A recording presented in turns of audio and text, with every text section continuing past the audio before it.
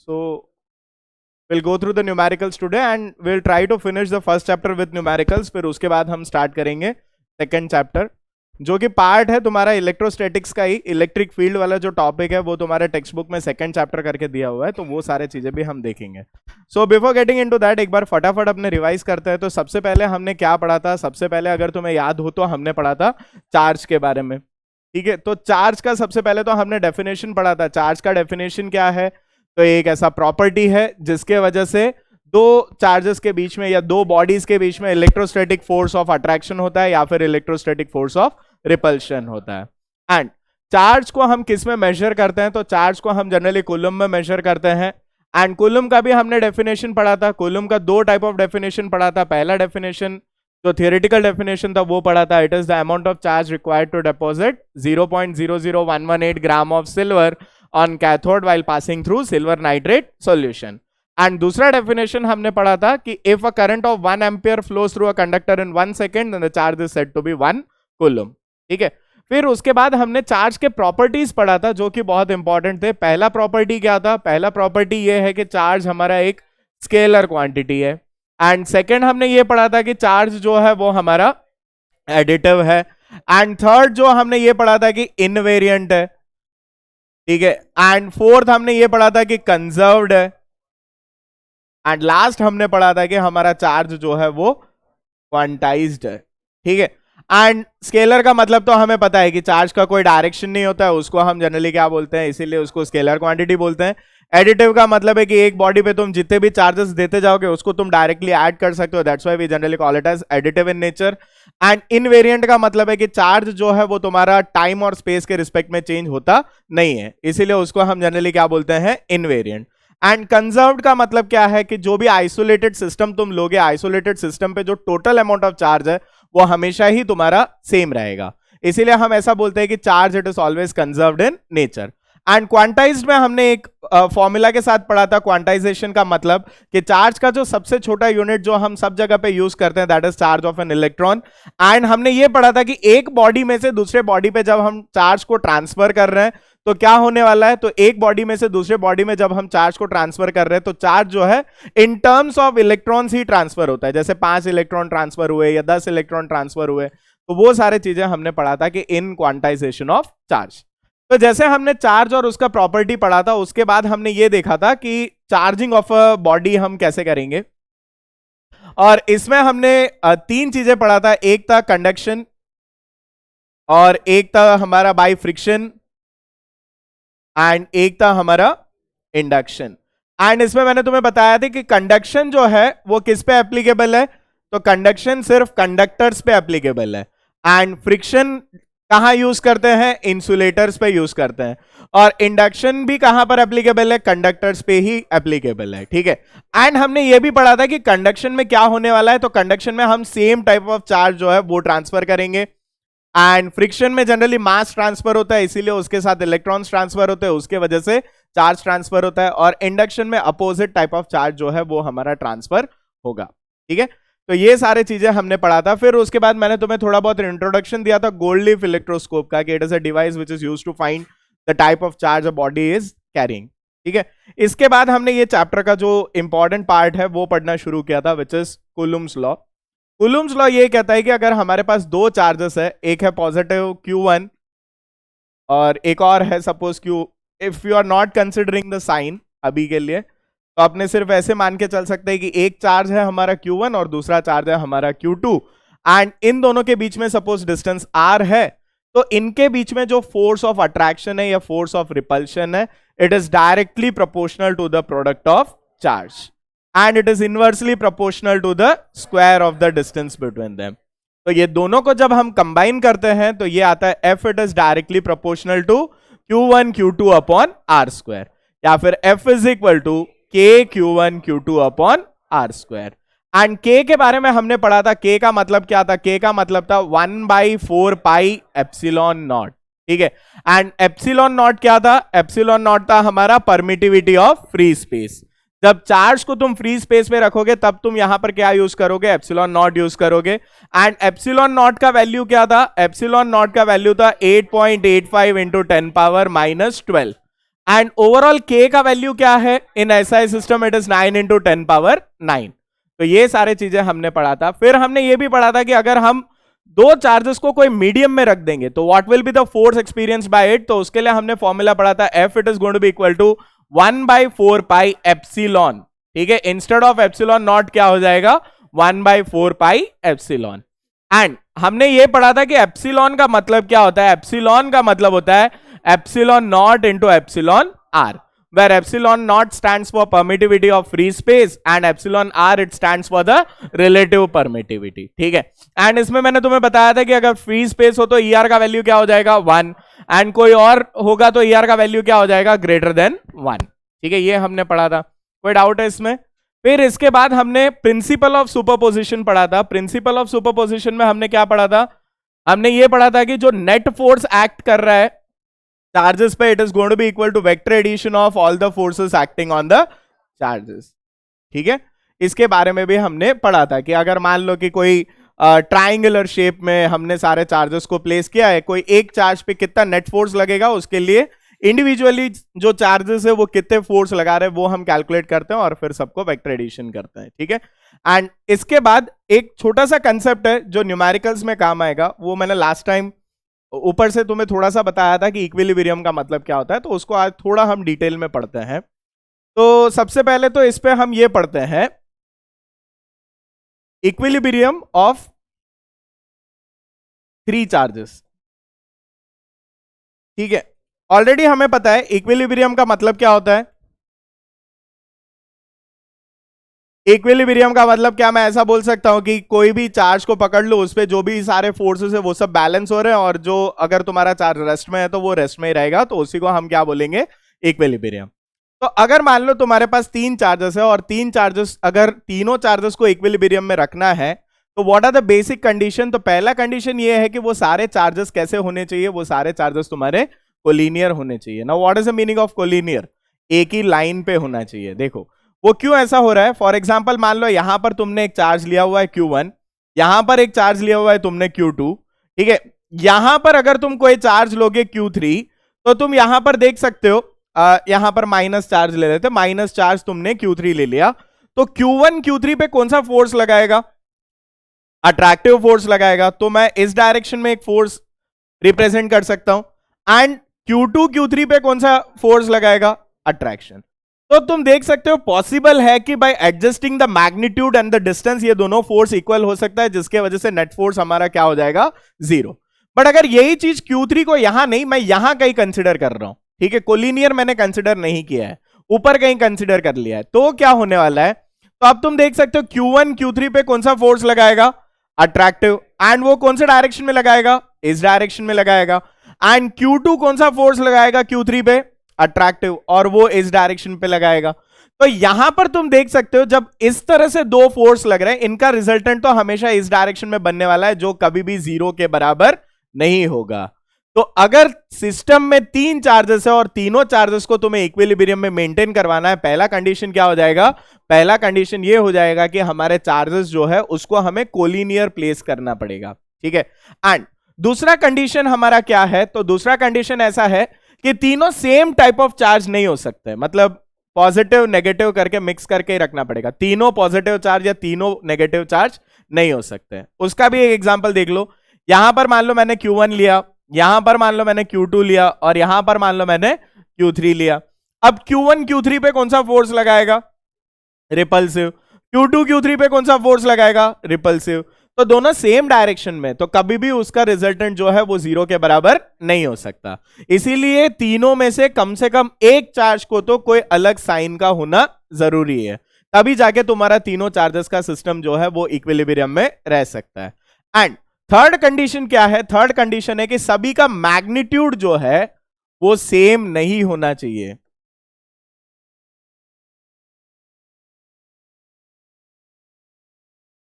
ठीक है, सभी चार्जेस का मैग्नीट्यूड जो है वो अलग अलग होना चाहिए, तभी हम बोल सकते हैं कि सिस्टम जो है इक्विलिब्रियम पे रहेगा। आए ये समझ में?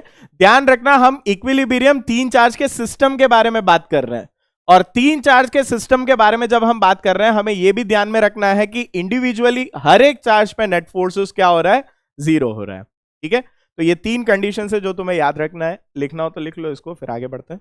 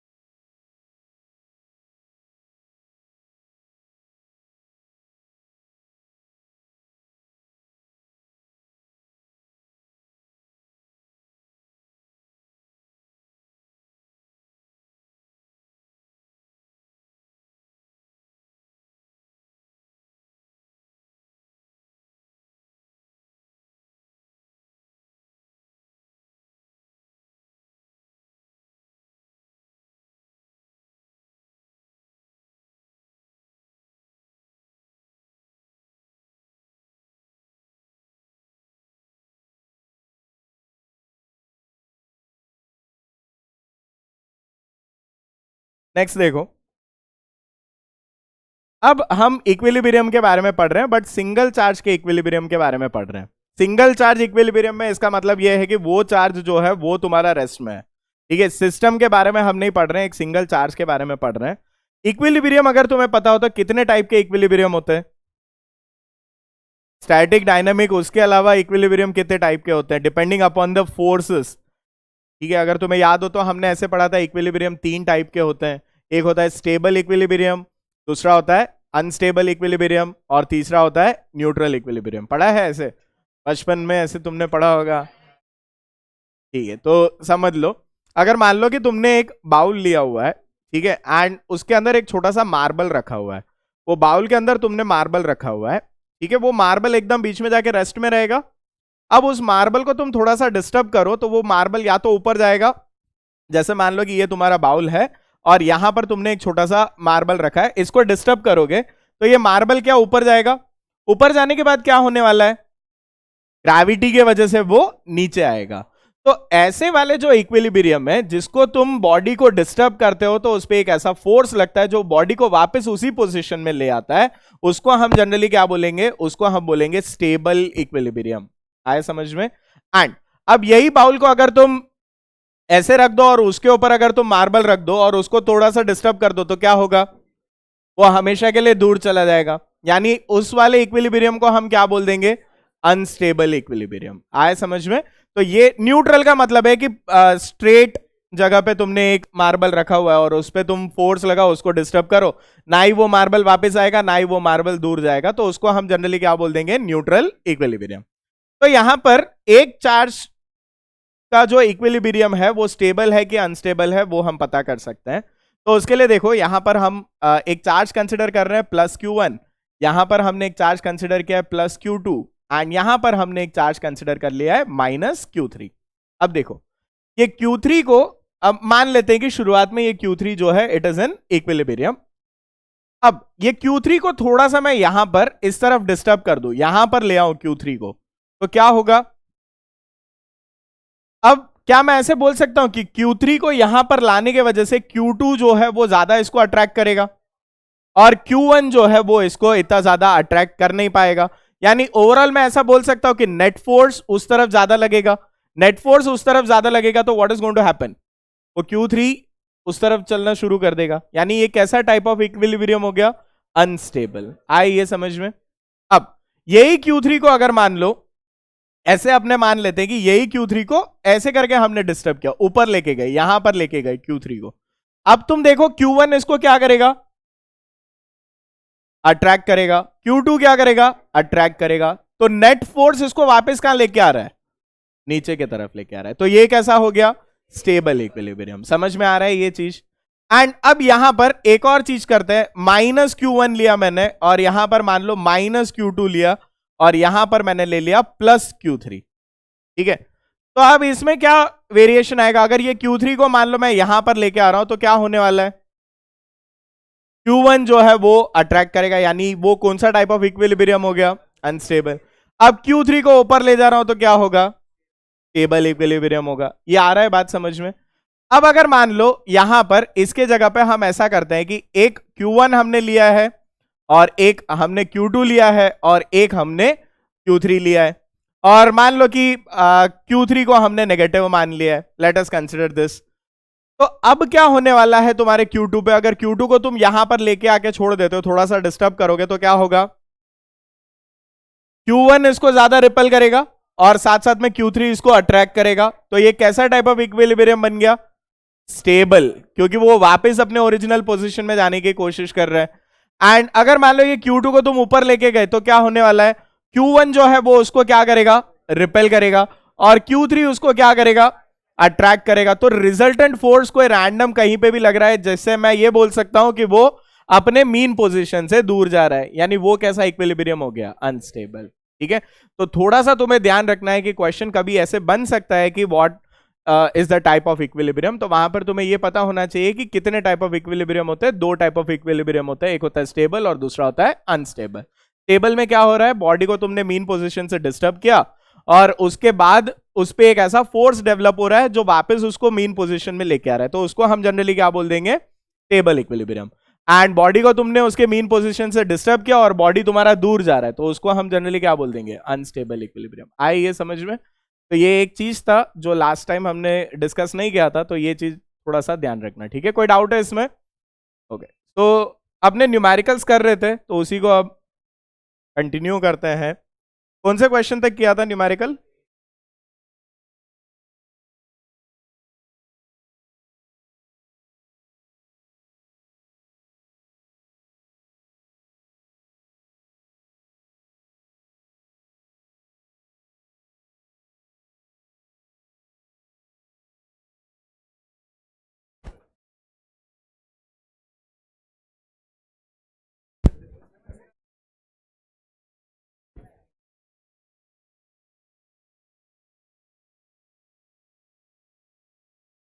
क्वेश्चन नंबर 8 तक किया था ना शायद, तो we have to start from question number 9। 9 भी टिक करवाया था मैंने तुम्हें, ठीक है, तो 9 एक बार सॉल्व कर दे, क्वेश्चन नंबर 9 ट्राई करो एक बार, फिर मैं करवाता हूं। सेम लॉजिक लगाना है, क्या दिया हुआ है, 2 point charges of value Q and 2Q are kept at a distance D apart from each other in air.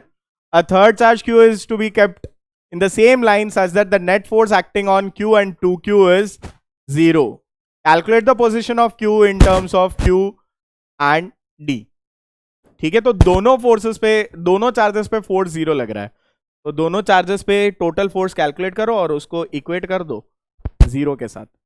एक बार ट्राई करो, किया हुआ है, सेम क्वेश्चन है, क्या करना है, फोर्स कैलकुलेट करना है और 0 से इक्वेट करना है। एक बार ट्राई करो, अगर नहीं हो रहा है तो विल सॉल्व इट।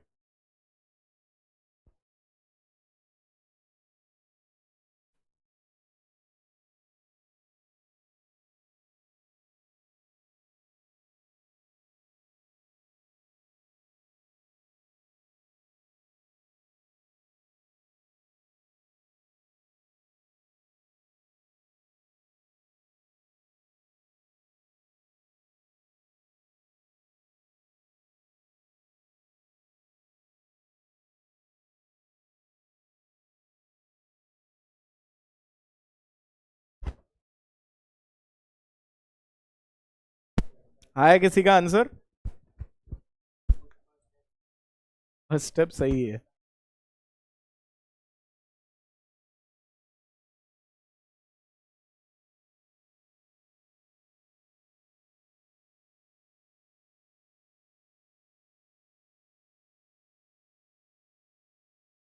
क्या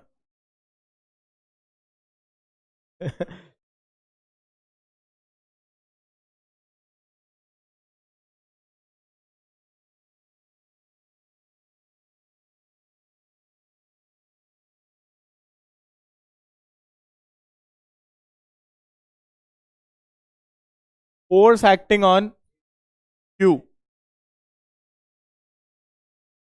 is 0 and force acting on 2q is also 0। कोई भी एक पे नेट फोर्स ढूंढ लो और उसको 0 से इक्वेट कर दो तो भी x का वैल्यू मिल जाएगा। देखो कैसे करना है, ऐसे मत देखो कि जैसे पहली बार तुम क्वेश्चन को देख रहे हो। ये वाला जो चार्ज है q, उस पे क्या ये वाला चार्ज q फोर्स लगाएगा, एंड वो कितना लगाएगा, k q upon x square जितना लगाएगा। ठीक है, अब ये वाला जो चार्ज है 2q, वो भी q पे फोर्स लगाएगा, और वो कितना फोर्स लगाएगा, k q into 2q upon d का स्क्वायर, क्योंकि डिस्टेंस तो d है ना। और यहां पर ऐसा है कि ये वाला चार्ज जो है वो नेगेटिव होगा, तभी इस पे तुम्हारा क्या हो सकता है, नेट फोर्स 0 लग सकता है। तो इसके लिए मैं डायरेक्टली यही दो चीज को इक्वेट कर देता हूं, तो यहां से मेरे को क्या मिल जाएगा, x का वैल्यू मिल जाएगा।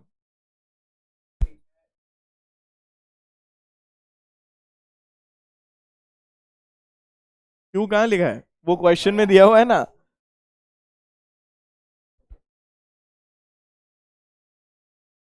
तो यहां से तुम्हें कैपिटल Q और D और X का एक इक्वेशन मिलेगा, और वापस उसी तरह क्या करना है, 2Q के लिए भी सॉल्व करना है। 2Q के लिए नेट फोर्स कितना हो जाएगा, क्योंकि Q और Q जो है वो कैंसिल तो होगा नहीं, तो 2Q पे नेट फोर्स कितना लगेगा, K into q into 2Q upon D square. This is going to be equal to K into q, capital Q into 2Q upon D minus x square. So you have to solve this two equations and you will be getting the value of x in terms of d। करोगे या फिर करो आगे। देखो k और k जो है वो कैंसिल हो रहा है, q और q जो है वो कैंसिल हो रहा है, तो capital Q upon x square तुम्हारा क्या आ रहा है, 2Q अपॉन डी स्क्वायर आ रहा है। ठीक है, let this be your first equation. And यहां पर अगर तुम देखोगे तो k और k कैंसिल हो रहा है और 2Q और 2Q कैंसिल हो रहा है, तो ये क्या आया, q upon D square is equal to क्या आया, capital Q upon D minus x का होल स्क्वायर। अब ये डी स्क्वायर को यहां पर लेके आओ और ये कैपिटल Q को नीचे लेके आओ, तो Q अपॉन Q को हम क्या लिख सकते हैं, D square by 2x square लिख सकते हैं, उसको यहां पे सब्स्टिट्यूट कर दो। बिल्कुल नहीं आ रहा मैथ से ये।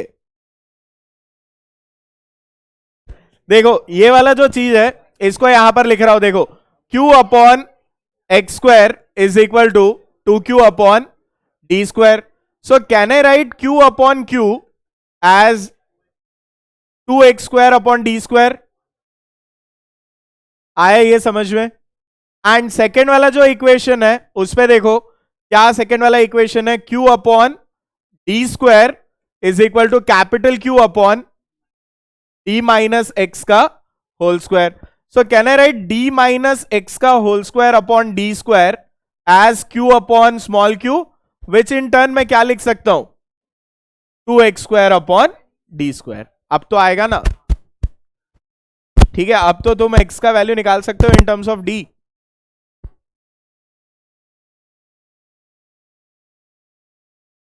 अभी भी नहीं निकाल पा रहे हो तो फिर कुछ नहीं हो सकता।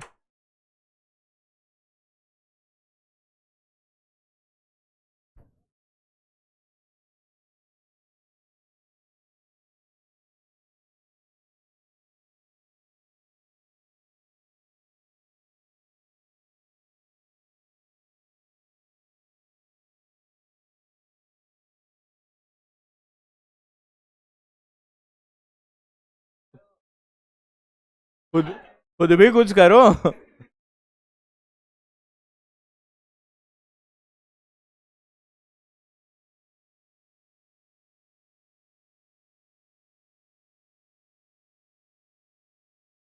उसके बाद ठीक है वो घर पे सॉल्व करो, आएगा। इसके बाद कौन सा क्वेश्चन करना था, question number 10। Question number 10 try करो।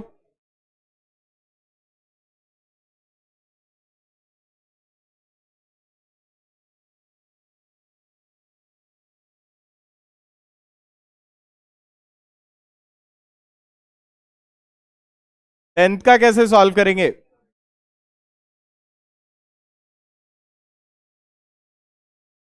उनके बीच में फोर्स निकालेंगे। 10th वाला तो काफी इजी है, देखो क्या बोला है, 5 electrons have been removed. 5 electrons को अगर हम निकाल देंगे तो what is the charge removed, 5 into 1.6 into 10⁻⁻19 coulomb. तो उतना चार्ज को हमने निकाल दिया। फिर उसके बाद these ions are placed in free space. These ions में मतलब कौन सा आ गया, एक तो नेगेटिव चार्ज आ गया और दूसरा जो बचा हुआ पॉजिटिव चार्ज है वो हो गया। And it is placed in a free space at a distance of 20 angstrom. और हमको कैलकुलेट करना है इलेक्ट्रोस्टैटिक फोर्स बिटवीन देम। तो वापस कौन सा फॉर्मूला लगाना है, ए Q1 Q2 upon are square. Q1 तुम्हारा क्या हो जाएगा, Q1 हो जाएगा तुम्हारा 5 इंटू 1.6 इंटू 10⁻⁻19। Q2 क्या हो जाएगा 5 इंटू 1.6 इंटू 10⁻⁻19। क्योंकि सिस्टम में से अगर 5 इलेक्ट्रॉन तुम निकाल रहे हो तो बचा हुआ जो है वो तो +5 होगा, यानी इसीलिए चार्ज तो सेम रहेगा, एक पॉजिटिव हो जाएगा और एक नेगेटिव हो जाएगा।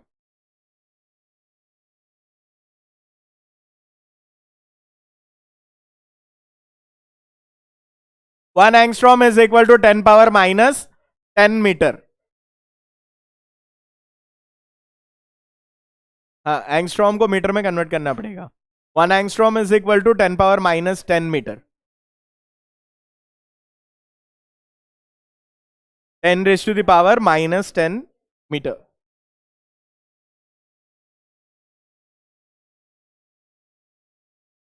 स्क्वायर कर दो उसको डायरेक्टली।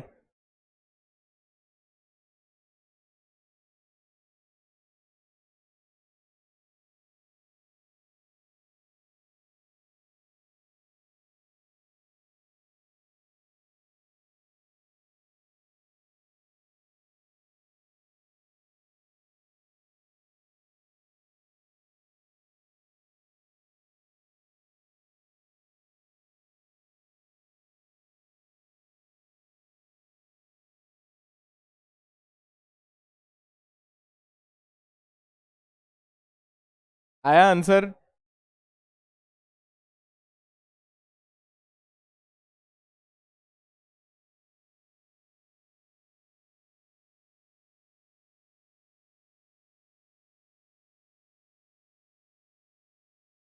क्या करना है,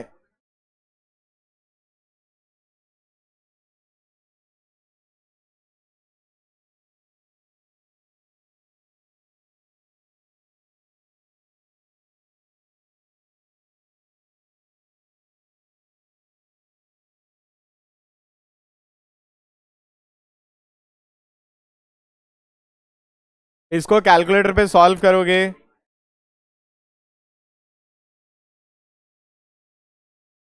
आया सबका? काफी सिंपल है। ठीक है, नेक्स्ट क्वेश्चन करते हैं फिर।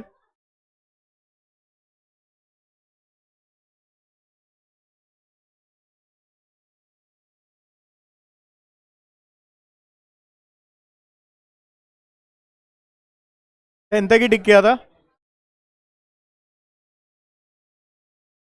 ठीक है, फिर उसके बाद क्वेश्चन नंबर 10 के बाद let us try solving question number 12। 12th वाला क्वेश्चन ट्राई करो सॉल्व करने का। आज तो सिर्फ न्यूमेरिकल्स करने वाले हैं, जल्दी करो।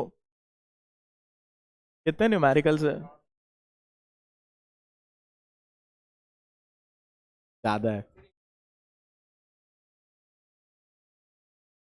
फिर किसमें?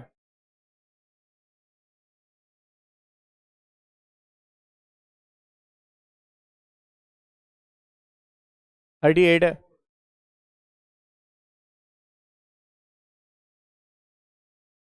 पर सॉल्व तेरे को करना है ना।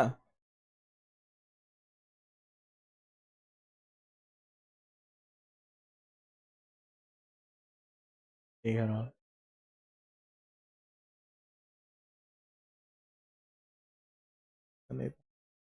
आया question number 12। How to solve question number 12?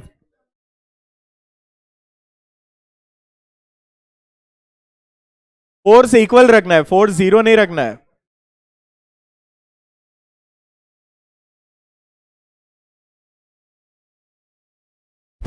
देखो क्या बोला गया है, करूं सॉल्व? क्या करोगे? क्वेश्चन नंबर 12 कर रहे हैं, क्वेश्चन नंबर 12। देखो क्या दिया हुआ है, the force between two objects is to be left unchanged even though the charge of one of the object is half, keeping the other same. If d is the original separation between the charges, then what is the new separation?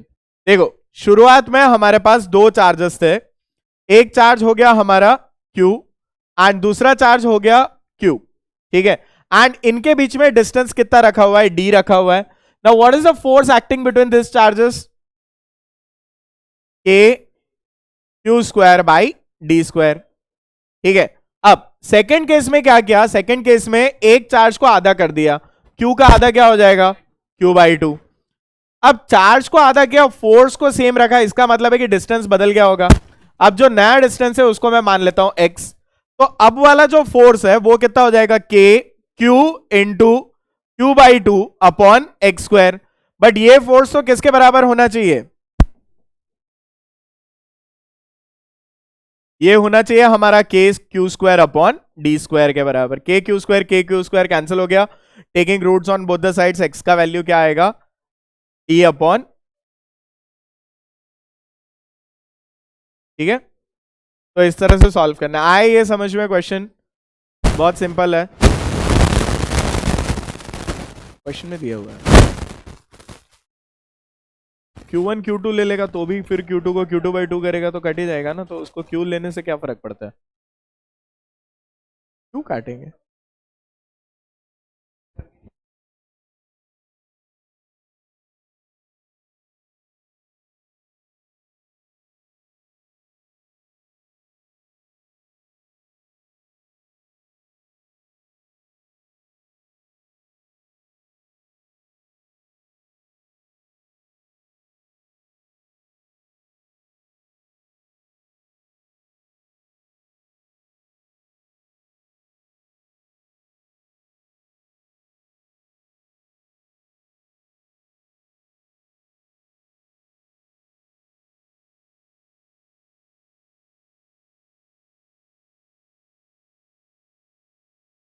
Uh, 18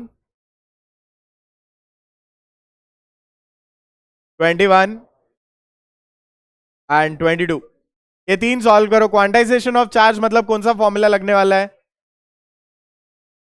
simple question है, फटाफट इसको solve कर लो, हो जाएगा ये, try करो जल्दी.